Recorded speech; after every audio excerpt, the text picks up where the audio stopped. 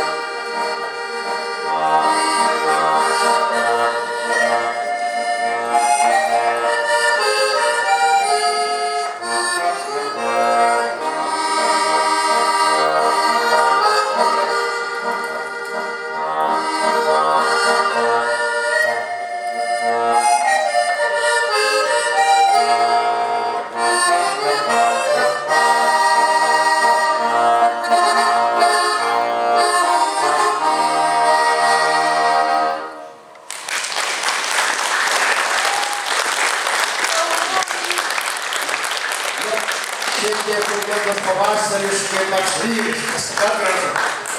Nu, Mindaugai, kaip su tavo lyriku